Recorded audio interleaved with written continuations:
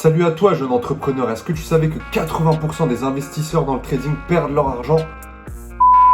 Allez, plus sérieusement, aujourd'hui on se retrouve pour une courte vidéo, on va parler des 5 outils dont un trader a besoin impérativement pour être profitable sur le long terme. Je t'ai laissé aussi un petit cadeau à la fin de cette vidéo, c'est parti!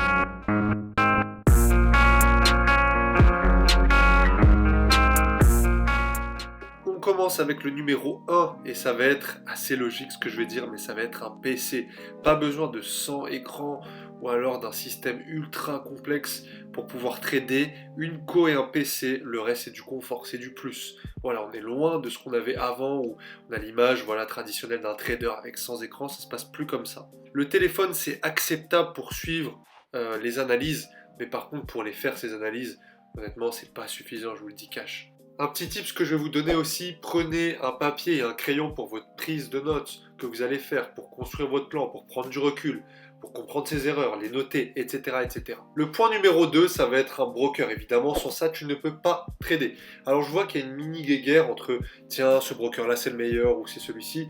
Franchement, vous ne concentrez pas là-dessus, concentrez-vous plus sur votre plan à vous. De toute façon, j'ai tendance à dire qu'un bon trader, il est capable d'être bon sur n'importe quel broker. Alors oui, certains vont être plus avantageux que d'autres, mais c'est pas ça qui va construire votre plan en fait. C'est pas ça qui va être déterminant sur votre trading. Donc concentrez-vous plus sur votre plan. Le broker est important effectivement, avec d'ailleurs plusieurs critères à regarder, notamment le spread, l'effet de levier, le dépôt mini, les commissions qu'il va y avoir ou la qualité du support. Oui, c'est des choses qu'on peut regarder également sur un broker avant de s'inscrire. Et dans tous les cas, si tu étais emmené à fumer ton compte, tu le feras, peu importe le broker, que tu sois chez Vantage, chez BD Suisse, chez eToro, bref, peu importe le broker, dans tous les cas, tu n'avais pas de plan, donc forcément, tu fumeras ton compte. Le numéro 3, ça va être ta plateforme de trading. Alors personnellement, j'utilise MT4, mais je ne veux pas rentrer dans le débat de est-ce que c'est mieux que ProReal, que Xstation. Je suis juste là pour prendre mes positions sur MT4, donc je m'en fiche un petit peu du moment que c'est réactif et que ça fonctionne bien. Il n'y a pas de souci. Numéro 4, ça va être TradingView. Je l'utilise pour faire toutes mes analyses. C'est vraiment un outil indispensable pour un trader, que ce soit débutant ou avancé. J'en ai d'ailleurs fait une vidéo. Si ça t'intéresse, je la laisse en annotation. Va la voir, elle est vraiment importante. Le numéro 5, ça va être le calendrier économique.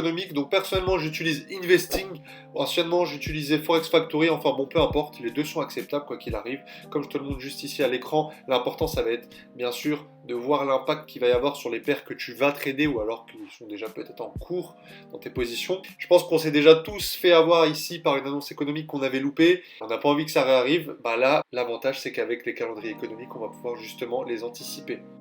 En tout cas, j'espère que cette vidéo, elle t'a bien plu. Comme tu le vois à l'écran, j'ai laissé mon Instagram et mon Telegram. Je t'invite à me contacter si tu veux voir toutes mes analyses et mes trades en live et intégrer ma communauté de traders. J'aimerais bien aussi que tu privilégies plutôt Telegram puisque je suis plus actif dessus. Je veux uniquement m'entourer de personnes motivées, donc si t'en fais partie, let's go!